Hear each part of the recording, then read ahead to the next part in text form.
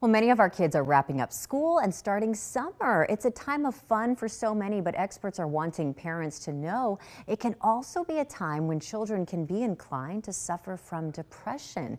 Joining us this afternoon is Sabrina Nasta, a licensed therapist with Growth Therapy, who really specializes in children and teens. And we're so happy to talk to you, Sabrina. Thanks for being here. Thank you. Thank you for your time and focusing on the importance of mental health and especially for our children and teens. Absolutely. I think when we think of summer, we think of all the fun and going to the pool and, catching some rays, spending time with family. But the truth is that it can be an isolating time for children. So tell us a little bit about why kids can experience these sort of mental health challenges during the summer. Well, it can really depend just on resources, whether it's the resources that the kids are able to be exposed to, the parents' ability to find resources and things to do. Honestly, it's the isolation that the summer can provide because you think about the stability and the routine that school has, even though it might not be fun, it's something for the kids to do. It's a way to see their peers. And so a lot of times the summer can be a time where isolated individuals and families don't have that same exposure and even that same just uplifting ability to be in activities or to have fun. And I suspect you're talking about those kids whose parents might work full time. Those are the kids we should be having an eye on.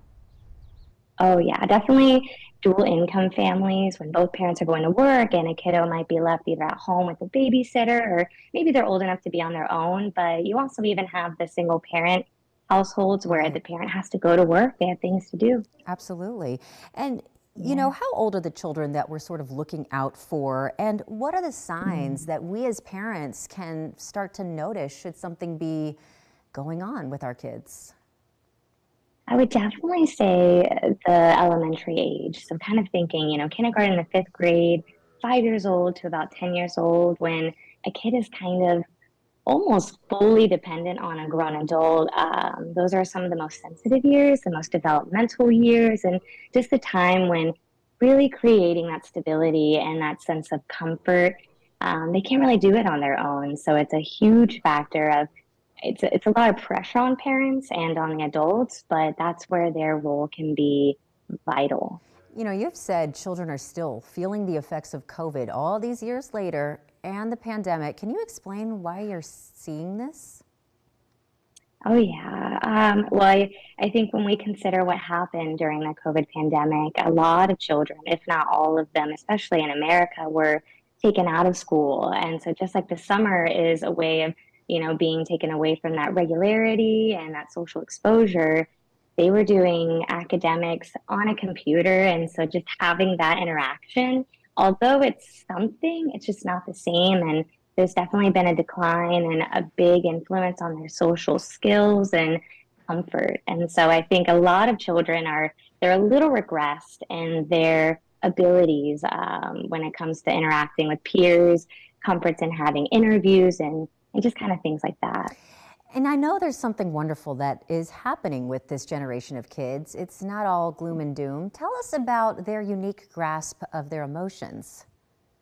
Yes, no, it's definitely a beautiful thing, something that I think kids have tapped into. I definitely a major factor of social media as well. But children today, they're definitely displaying more awareness of emotions, that emotional conversation, being able to talk about, I am sad or I am feeling this way has become more and more comfortable.